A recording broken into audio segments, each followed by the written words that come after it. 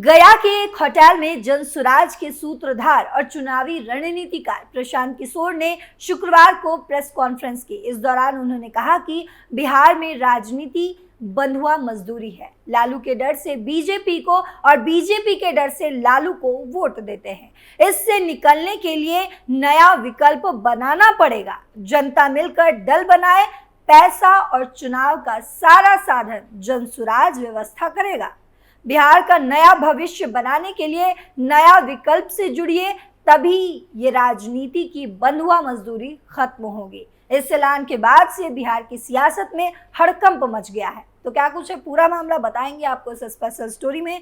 नमस्कार, आप देख रहे हैं कैपिटल टीवी बिहार, मैं हूं आपके साथ पल्लवी सिंह। जनसुराज के सूत्रधार और चुनावी रणनीतिकार प्रशांत किशोर ने शुक्रवार को एक प्रेस कॉन्फ्रेंस की। इस दौरान उन्होंने कहा कि बिहार में राजनीति बंधुआ मजदूरी की तरह है।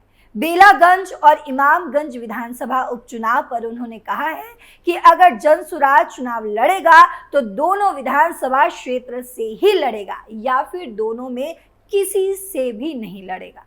2 अक्टूबर को दल बनाना है। अगर उपचुनाव की तिथि 2 अक्टूबर के बाद है तो उपचुनाव जनसुराज जरूर लड़ेगा।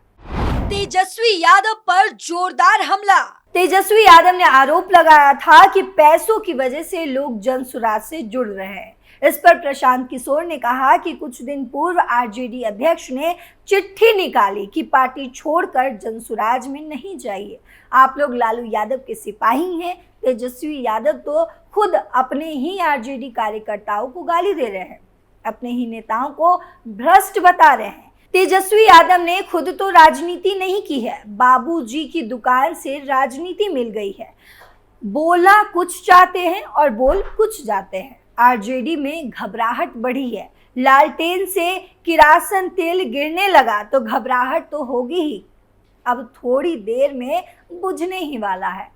आगे उन्होंने कहा कि नेशनल हाईवे और स्टेट हाईवे की सड़कों का विस्तार तो हुआ, लेकिन पंचायत स्तर पर सड़कों की हाल खराब है। बिहार के सभी पंचायतों के विकास का ब्लूप्रिंट जारी करेंगे। अगले 10 साल की योजनाओं को जारी करेंगे। रोजगार, शिक्षा, खेती की दिशा में कार्य करेंगे। बिहार से पूंजी और बुद्धि का पलायन हो रहा है। पिछले 30 वर्षों में पूंजियों का पलायन हुआ है। 2016 से बिहार में आपराधिक घटनाएं बढ़ी हैं। इस कारण शराबबंदी है जिसे लागू किया गया। पुलिस शराबबंदी लागू कराने में जुट गई है। बिना सोचे समझे ऐसी नीति बनाने से पूरी व्यवस्था खराब हो गई है। प्रशांत किशोर ने क्यों किया पलटवार? आरजेडी के बिहार अध्यक्ष जगदानंद सिंह का एक लेटर सोशल मीडिया में वायरल हो रहा है, जिसमें उन्होंने प्रशांत किशोर के जनसुराज अभियान से जुड़े रहे पार्टी नेताओं और कार्यकर्ताओं को चेतावनी दी है।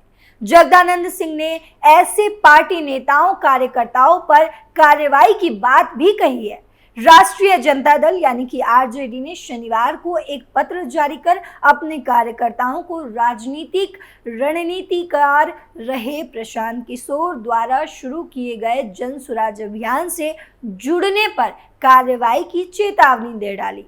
राजद के प्रदेश अध्यक्ष जगदानंद सिंह द्वारा हस्ताक्षरित एक गुप्त पत्र सोशल मीडिया पर आया है, जिसमें उन्होंने जनसुराज को भाजपा की बी टीम बताया है। साथ ही उन्होंने जनसुराज अभियान पर फंड के लिए भाजपा पर निर्भर होने का आरोप भी लगाया है। दूसरी तरफ देखा जाए तो इस पत्र के बारे में राजद नेताओं ने चुप्पी साध रखी है। पत्र में क्या है? वही दिलचस्प बात यह है कि सिंह द्वारा जारी पत्र में इस बात का भी जिक्र किया गया है कि जनसुराज एक राजनीतिक पार्टी है जिसके संस्थापक प्रशांत किशोर उर्फ प्रशांत किशोर पांडे हैं। साथ ही जगदानंद हस्ताक्षरित लेटर में कहा गया है कि जनसुराज भाजपा और देश के धर्मावलंबी लोगों द्वारा संचालित तथा वित्त पोषित है। इस तरह ये भारतीय जनता पार्टी की बी टीम है। सीएम नीतीश पर साधा निशाना। आगे चुनावी रणनीतिकार ने कहा कि जिस कांग्रेस पार्टी की बिहार में कोई औकात नहीं है, वे पार्टी विशेष राज्य का दर्जा मांग रही है। जब यूपीए में थे तो क्यों दर्जा नहीं मांगे? नीतीश कुमार के दम पर केंद्र सरकार चल रही है तो क्यों नहीं विशेष राज्य का दर्जा दिला दिया? जनता को बेवकूफ बनाने के लिए जब होता है तो ये मांग उठाई जाती है। केंद्र पोषित योजनाओं में मिली राशि को बिहार सरकार खर्च ही नहीं कर पाती। खर्च के लिए आए 51,000 करोड़ रुपए केंद्र को वापस कर दिया जाए। अब ज्यादा पैसा केंद्र सरकार देगी तो क्या होगा? संसाधन और व्यवस्था का इस्तेमाल करने की जरूरत है। यहाँ तो बाल्टी में छेद है और ज्यादा पानी मांग रहे हैं। इसका कारण ये है कि ज्यादा पैसा आएगा तो ज्यादा लूट होगी। आगे उन्होंने कहा कि नीतीश कुमार को अगर चिंता होती तो केंद्र से अपने लिए सीएम पद मांगा। एमएलसी टिकट किसको मिलेगा? जेडीयू को कितनी सीट मिलेगी? इसके लिए केंद्र सरकार से मांगते हैं। उल्टा ये कह रहे हैं कि बिहार के आदमी दिल्ली में नहीं होंगे तो वहां की व्यवस्था ठप हो जाएगी। ये कोई अभिमान की बात नहीं है। कौन होगा पार्टी का अध्यक्ष? वहीं प्रशांत किशोर ने बताया कि फिलहाल पार्टी के संविधान बनाने की प्रक्रिया चल रही है। उन्होंने बताया कि 2 साल की पद यात्रा के बाद पार्टी के गठन का प्लान था, लेकिन बीच में ही लोगों ने पार्टी बनाने का सुझाव दे दिया। प्रशांत किशोर ने बताया कि वे पार्टी के नेता नहीं होंगे। मसलन उन्होंने बाकी राजनीतिक दलों का उदाहरण देते हुए बताया कि किस तरह जो लोग पार्टी का गठन करते हैं वो ही पार्टी के कर्ता धर्ता बन जाते हैं। प्रशांत किशोर का कहना है कि वे पार्टी के सदस्य होंगे लेकिन इसका नेतृत्व नहीं करेंगे। उन्होंने बताया कि दल का स्वरूप, उसका संविधान और उसका नेतृत्व 2 अक्टूबर को तय होगा। इसकी प्रक्रिया जारी है और तब ऐलान भी किया जाएगा। जन सुराज के संयोजक ने कहा कि जो लोग सबसे पिछड़े हैं या पीछे हैं उन्हें आगे लाकर मौका दिया जाना चाहिए।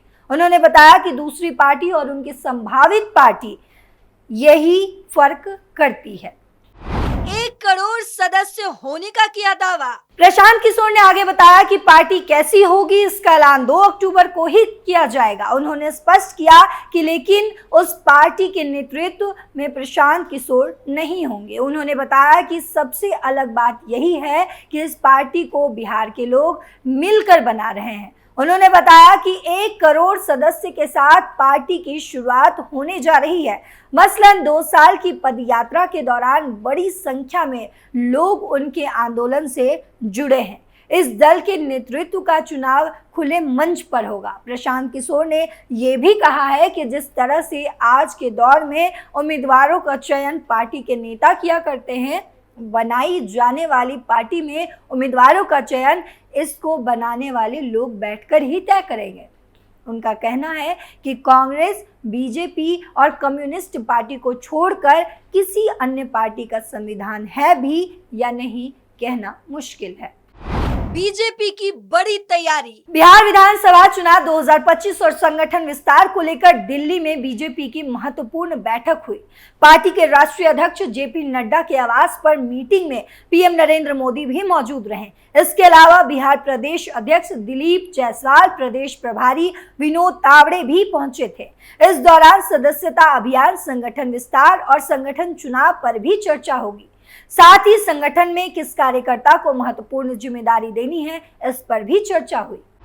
बिहार में 2 करोड़ नए सदस्य बनाने का लक्ष्य हुआ तैयार। विधानसभा चुनाव से पहले बिहार में 2 करोड़ नए सदस्य बनाने का लक्ष्य है। मीटिंग से पहले प्रदेश अध्यक्ष दिलीप जायसवाल ने कहा था कि पूरी दुनिया में बीजेपी सबसे बड़ी पार्टी है। सदस्यता अभियान को लेकर सभी संगठन मंत्री, महामंत्री और प्रभारी की बड़ी बैठक बुलाई गई। नए लोगों को पार्टी में कैसे जोड़ा जाए, इस पर भी चर्चा हुई। बिहार में करीब 2 करोड़ लोगों को पार्टी से जोड़ने का फैसला लिया गया है। इसे जल्द से जल्द पूरा करना है। पार्टी से राष्ट्रीयवादी कार्यकर्ताओं को जोड़ने के लिए प्रयास होगा और 1 साल बाद 2025 का विधानसभा चुनाव होना है। कार्यकर्ताओं में बहुत जोश देखा जा रहा है। उस जोश और सोच को संकलित करके आने वाले दिनों में संगठन को और मजबूत करेंगे। सभी कार्यकर्ताओं को साथ लेकर आगे बढ़ने का प्रयास करेंगे। बिहार की 4 सीट पर होना है उपचुनाव। आपको बता दें कि बिहार की 4 विधानसभा सीटों पर उपचुनाव होना है। ये सीटें हैं तरारी, रामगढ़, इमामगंज और बेलागंज। दरअसल इन सीटों पर 2020 में जीतने वाले नेता अब सांसद बन चुके हैं। तरारी से विधायक रहे सुदामा प्रसाद अब आरा से सांसद हैं, जबकि रामगढ़ से विधायक रहे सुधाकर सिंह बक्सर के सांसद हैं। वहीं बेलागंज के विधायक रहे सुरेंद्र यादव अब जहानाबाद से सांसद हैं और इमामगंज से विधायक रहे जीतन राम मांझी गया से सांसद हैं। अपनी जन सुराज यात्रा के जरिए बिहार के गांव-गांव जाकर अपनी सियासी जमीन तैयार कर रहे हैं प्रशांत किशोर। आने वाले 2 अक्टूबर को विधिवत राजनीतिक दल का गठन करने की भी बात कही है। उससे पहले वो बड़ा धमाका भी कर सकते हैं। माना जा रहा है कि प्रशांत किशोर बिहार विधानसभा की सीटों के लिए होने वाले उपचुनाव में भी अपने कैंडिडेट खड़े कर सकते हैं। तो इस पर देखना होगा कि बिहार बीजेपी इस पर क्या बड़ा कदम उठाती है। क्या प्रशांत किशोर सियासत की जमीन पर अपना वर्चस्व स्थापित कर पाएंगे या फिर उनके मंसूबों पर पानी फिर जाएगा। और साथ ही बिहार में इंडी गठबंधन क्या कर पाती है, ये भी देखना काफी दिलचस्प होगा। फिलहाल मेरे साथ इतना ही। देश और दुनिया की तमाम खबरों के लिए देखते रहिए कैपिटल टीवी। नमस्कार।